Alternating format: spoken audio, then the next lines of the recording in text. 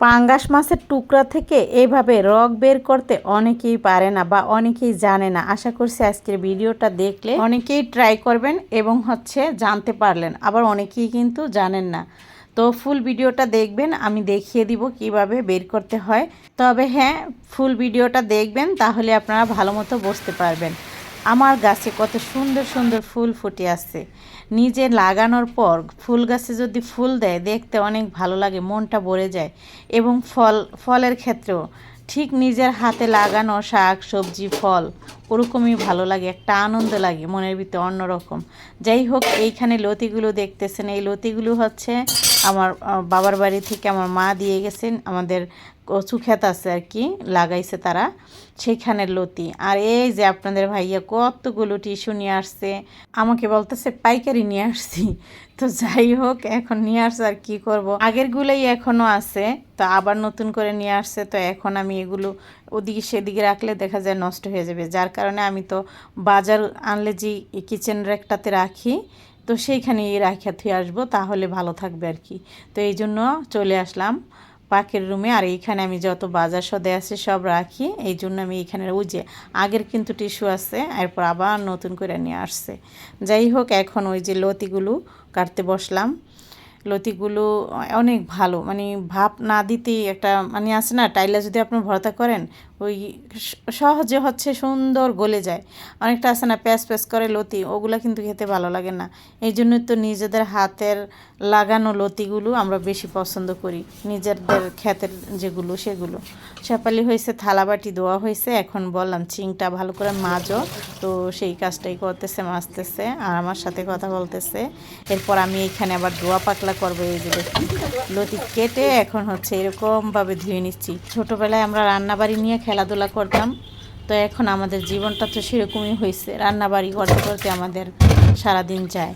তো যাই হোক, পুকুরে আগে সাঁতার কাটতাম, থালাবাটি ধুইতাম, গোসল করতাম নদীতে পুকুরে, তো সেগুলো তো আর এখন হইতাছে না। তো এইখানে ছোট মিনি পুষ্কমি বানাইয়া তারপর এই ধোয়া পাকলাটা করতেছি।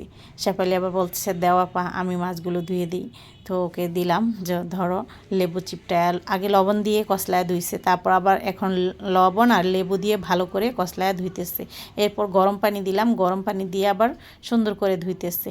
এরপর এই যে নয়নতারা ফুলের পানিটাতে ভিজাইয়া এরপর ধুইলে সুন্দর হইব। আসলে এটা মজা করছি। দর্শক, এখন খেয়াল করে দেখুন, পাঙ্গাস মাছের টুকরা থেকে এইভাবে রগগুলোকে তুলে ফেলবেন। দেখলেন তো কত সহজে মাছ ধোয়ার পর সুন্দর মতো ওই যে রগের এখানটাতে চিহ্নটা মানে একটু ফুটার মতো ভেসে ওঠে, দেখা যায়। তো ওইটা ধরে টান মারলে কিন্তু রগটা চলে আসে সহজে। এখন লবণ হলুদ মাখিয়ে ভেজে নিব, তাহলেই হয়ে যাবে। আর এত সুন্দর করে নয়নতারা ফুল ভিজানো পানিতে দেওয়া হয়েছে না, স্বাদ আজকে বেড়ে যাবে সবচাইতে। যাই হোক, দেখতেই পাচ্ছেন আগুনের কি অবস্থা, আজান দিয়ে দিয়েছে কিন্তু। তারপর রান্নাটা করতেছি, তাতেও ভালো মতো পরিপূর্ণ গ্যাস আসে না। এখন এই যে মাছগুলো চাকি উল্টে দিয়েছি, তারপর এটা রাখছি। আমার ইলেকট্রিক চুলাটা, ওইটা আবার ডিস্টার্ব দিচ্ছে, মানে ওই যে ফ্লাকে ঢুকাই ওই জায়গাটা পড়ে গেছে, এখন ওইটা আবার চেঞ্জ করতে হবে, এই জন্য রাঁধতে পারতেছি না। তো এখন এই আগুনেই রান্নাবান্না করে নিব, কিন্তু একটু লেট হইতেছে রান্না করতে। এই পাশে আবার ওই যে লতিটা টেলে নিয়েছি, যে লতিটার ভর্তা করব। তো এখন মাছগুলো দিয়ে দিচ্ছি। করলা আলু দিয়ে পাঙ্গাস মাছ রান্না করে খেয়ে দেখবেন, অনেক মজা লাগে। আর করলাগুলো কিন্তু কোনো তিতা টিতা লাগবে না, আর তরকারিটা কোনো তিতো হবে না। আপনারা যারা করলা খেতে পছন্দ করেন না, তারা এইভাবে খেতে পারেন, আর ট্রাই করে দেখবেন। অন্য তরকারি দিয়ে রান্না করলে যেই স্বাদ পান, এটাতে একটা ভিন্ন স্বাদ পাবেন এভাবে। তো দেখলেন তো, এই যে এভাবে করে আমি লতির ভর্তাগুলো বানিয়ে ফেলতেছি। তবে এই যে পেঁয়াজটাকে একটু থেতু না করলে স্বাদ আসে না।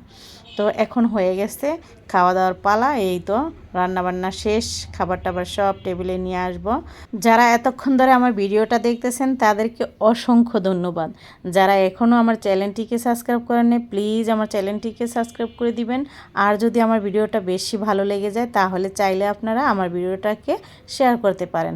তারপর রান্নাবান্না শেষ, শেফালি ঘরটর মোছামাছি করবে। এই তো ভিডিওটি এখানেই শেষ করছি। আল্লাহ হাফেজ।